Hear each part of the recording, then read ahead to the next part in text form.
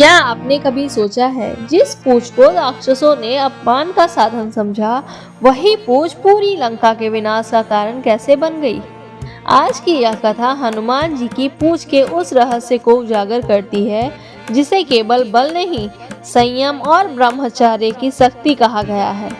लंका में प्रवेश करने के बाद जब हनुमान जी को रावण के सामने लाया गया, तो रावण ने उन्हें मारने के बजाय अपमानित करने का आदेश दिया।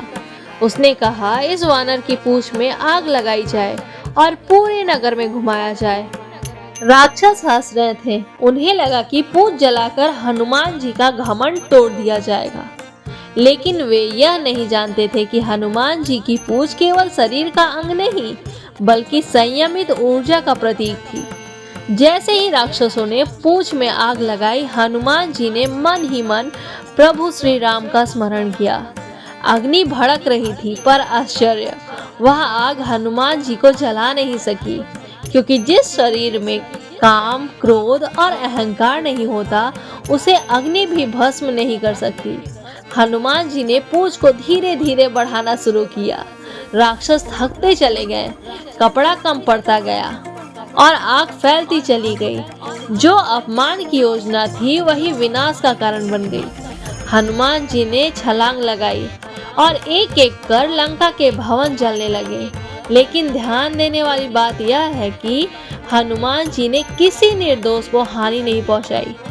यह हमें सिखाता है कि सच्ची शक्ति कभी अंधी नहीं होती, वह विवेक से चलती है।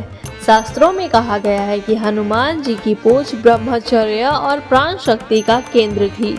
इसी कारण अग्नि भी उसे नियंत्रित नहीं कर सकी। कलयुग में यह कथा हमें गहरा संदेश देती है। जो व्यक्ति अपनी इंद्रियों पर नियंत्रण रखता है, उसके जीवन की कोई आग उसे नष्ट नहीं कर सकती। यदि आपके जीवन में अपमान, क्रोध या मानसिक आग जल रही है, तो हनुमान जी की पूंछ की इस कथा को याद कीजिए। संयम ही वह शक्ति है जो हर संकट को साधन बना देती है। याद रखिए, जिसे स्वयं को जीत लिया, उसे कोई जला नहीं सकता। अगर आप हनुमान जी के सच्चे भक्त हैं, तो कमेंट में जय श्री राम जरूर लिखें।